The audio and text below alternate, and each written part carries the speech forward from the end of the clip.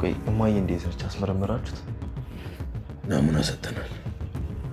ውጤቱ ከ3 ቀን በኋላ ይደርሳል ብለው እና አሁን ስታያት እንዴት ናት አባዬ?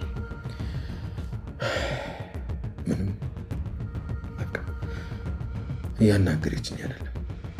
እኔም እሷን ለማየት ፈራሁ። በቃ ይዞ ችግር የለውም ናታ። ይሄ ጊዜ እንደሚመጣ እኮ አውቀው ነበር። እሺ አባዬ፣ ወይ ሌላ ምን ሞክረው ነገር የለም? መቀየር ምናምን? እንዴት መቀየር ማለት? ማለቴ ውጤቱን ብናስቀይር፣ ዲኤንኤው ከመድረሱ በፊት የከፈልነውን ዋጋ ከፍለን ብናስቀይረው እና ውጤቱ ልክ አይደለም እንዲባል? አዎ አባዬ። ሌላ ክህደት፣ ሌላ ስህተት ናታ። በማርታ ላይ ይህን ነገር ማድረግ አልችልም። የመጣውን ነገር ሙሉ መቀበል ይሻለኝ። አባዬ እማዬ ይህንን ነገር ካረጋገጠች እኮ ምን እንደሚፈጠር ግልጽ ነው። ከዚህ በኋላ የመጣው ይምጣ። ሁለቱም እኮ ለእኔ ስቃይ። ወይ ደግሞ ከውጤቱ በፊት ለምን ለማዬ ምን እንደተፈጠረ ቀስ ብለን አናስረዳት? ምን ብዬ ናት? ጠጥቼ ሰክሬ መሰከርኩበት ከሰላም ጋር ተኛ ብዬ ልንገራት? የተወለደው ልጅ የኔ ነው ብዬ ልንገራት? ቆይ እስኪ እሷስ ይሄንን ታምነኛለች? እሺ ቆይ ሰላምስ ምን አለች? እሷማ ምንም አላለችም። የማርታን አይን ማየት ስለፈራች ራቅ ብላ ነበር የተቀመጠችው።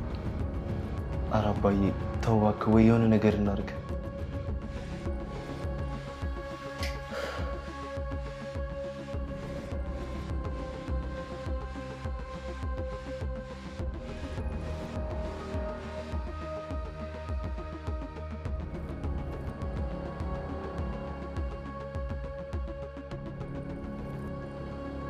የደረጀና ቤተሰቡ ሳይበታተኑ በጋራ ሆነው የመቆየታቸው ነገር አጣራጣሪ ሁኔታ ውስጥ ቢገባም እርስ በእርሳቸው አንድ ሆነው ቤተሰቡን ለመጠበቅ ቃል የተገባቡት ልጆቹ ግን ከዚህ ከባድ ፈተና በጽናት ሁሉንም በአንድነት የሚጠብቋቸው ይመስላል። ደረጀ በእርምጃዋ ላይ እንቅፋት እንዳይሆንባት አስጠንቅቀው ከሰላም ልጅ ጋር ዲኤንኤ እንደምታስመረምረው የነገረችው ማርታ በድጋሚ ደረጀ መኝታ ቤቷ ጠርታ ነገ በጠዋት ሆስፒታል ሳይረፍድ እንዲገኝ ትነግረዋለች። በነጋታውም ሆስፒታል መሄዳቸውን አውቀው የተጨነቁት ዳጣና ናታን የእሷ መኝታ ክፍል ውስጥ ሆነው ማውራት ይጀምራሉ። እሷም ትቀጥልና እሺ ቆይ አሁን እኛ ምን ማድረግ እንችላለን?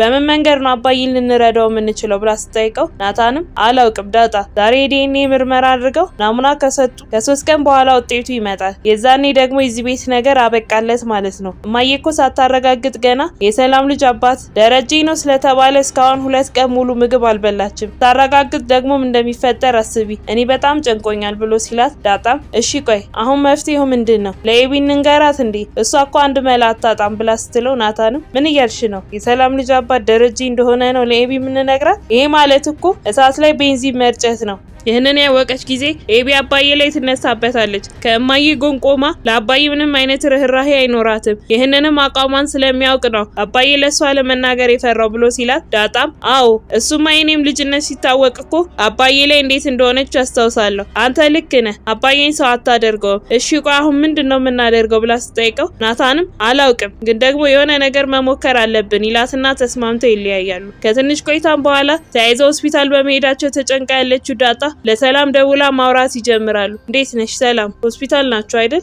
እስካሁን አልተመለሳችሁም? አባዬና እማዬም እዛው ናቸው አይደል ብላ ስጠይቃት ሰላምም አዎ ዳጣ አሁን ናሙናውን ሰጥተናል ብላ በተረጋጋ ድምጽ ስታወራት የተናደደችው ዳጣ አንቺ ግን ሰላም እማዬ ፊት ለፊት ቆምሽ፣ በሙሉ አይንሽ አየሻት፣ በዚህ ጉዳይ ጠርጥራሽ ፊት ለፊቷ ቆምሽ ብላ ስጠይቃት ሰላምም አይ ዳጣ አላየችኝም፣ እኔም እሷን ማየት አልፈለግኩም፣ ራቅ ብዬ ነበር የተቀመጥኩት፣ ውጤቱም ከ3 ቀን በኋላ ይደርሳል ብለዋል፣ እኔም ወደዛ መምጣቴ አይቀርም፣ አክስቴም ሰለቻኋት፣ ለነገሩ በእሷም አይፈረድም፣ ከዚህ በላይ ሰው ቤት መቆየት ራሱ አልፈልግም፣ በጣም ከብዶኛል ብላ ስትላት ዳጣም በድንጋጤ እና ቆይ ወደዚህ ቤት ልትመጪ ነው? እማዬ እንደፍረሽ እዚህ ተቀምጠሽ አይኗን ታያታለሽ ብላ ስጠይቃት ሰላምም እና ቆይ ጎዳና ልውደቅልሽ ዳጣ፣ ስለዚህ ጉዳይ ብዙ ጊዜ አውርተናል፣ ምንም እንድትይኝ አልፈልግም ብላ ስትላት ዳጣ ትቀጥልና ይኸውልሽ አንቺ እዚህ ቤት ስትመጪ እኔን እዚህ ቤት አታገኝኝም ብላ ልታስፈራራት ስትሞክር ሰላምም እስኪ ወጥተሽ ጠብቂኝና እናያለን፣ እናትነቴ ለአንቺ ያደረኩት ሁሉ አንሶብሽ ከዚህ ቤት ከወጣሽ ችግር የለውም ወጥተሽ ጠብቂኝ ብላ ስልኩን ጆሮዋ ላይ ትዘጋባታለች። በዛን ሰዓት ላይ ቃዴስ እና አቢጌል ቤት መጥቶ ቆመው ማውራት ይጀምራሉ።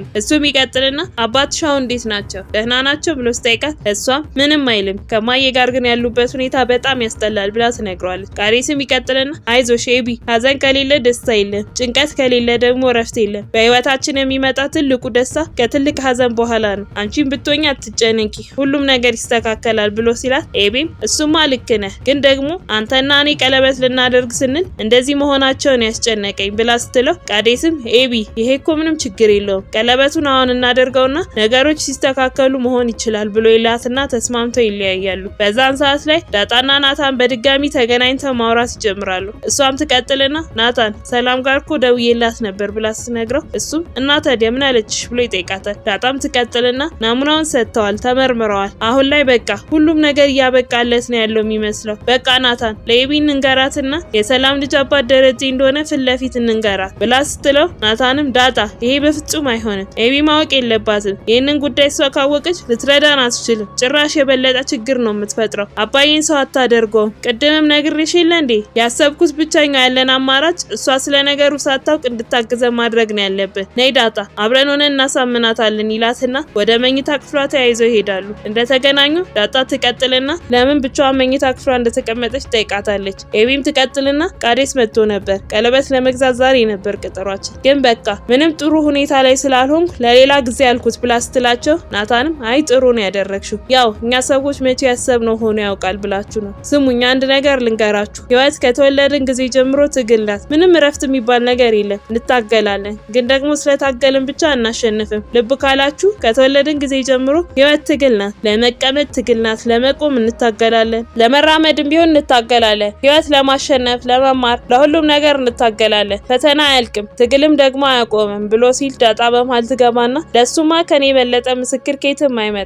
ይኸው እኔ ከጎዳና ተነሳው ቤተሰቦቼን አግኝቼ ያረፍኩ ስል እዚህ መጥቼ ሌላ ፈተና ያለው ስለ አባቴ ይጨነቃለሁ፣ ስለ እናቴ ይጨነቃለሁ። የዚች ምድር ፈተና ማብቂያ የለውም ብላ ስትል ናታንም ይቀጥልና እሱን ነው እኮ እምልሽ፣ ምንም ነገር ይምጣ መጨነቅ የለብንም። በቃ ህይወት እንደዚህ ናት። ዛሬ የሚመጣውን በደስታ እየተቀበልን የሚያልፈውን ደግሞ እያሳለፍን ዛሬም በደስታ ነገን ደግሞ በተስፋ ነው መኖር ያለብን ብሎ ሲል ኤቢም ግራ ተጋብታ ቆይ ምን ልትነግሩኝ ነው? እኔም ማላውቀው ነገር አለ እንዴ ብላ ስትጠይቃቸው ናታንም አባዬና እማዬ ችግር ላይ ናቸው። ጉዳዩ የታሰረበት ምክንያት ነው። እማዬ ደግሞ ደርሳበታለች። ስለዚህ በቃ ችግር እየመጣ ነው ያለው፣ በጣም ከባድ ችግር ብሎ ሲላት ኤቢም እማዬን እኮ ጠይቂያት ነበረ ግን አልነግርሽም አለችኝ። ቆይ እናንተ የምታውቁ ከሆነ ለምንድን ነው የማትነግሩኝ ብላ ስትጠይቃቸው ናታንም አባዬ አልነግርሽም አለሽ አይደል? እማዬም አልነግርሽም ብላሻለች። ስለዚህ እኛም ይህንን ጉዳይ ላንቺ ልንነግርሽ አንችልም። ምንድነው ለምንድን ነው ብለሽ ሳትጠይቂ በቃ ከኛ ጋር ተባበሪ፣ ዋናው ነገር አባዬ ማገዛችን ነው ብሎ ስጠይቃት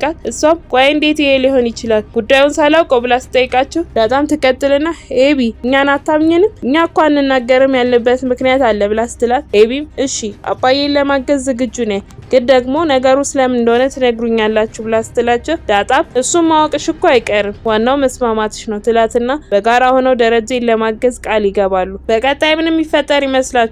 ሀሳብ እንዲሁም አስተያየታችሁን ኮሜንት ላይ ጻፉልን።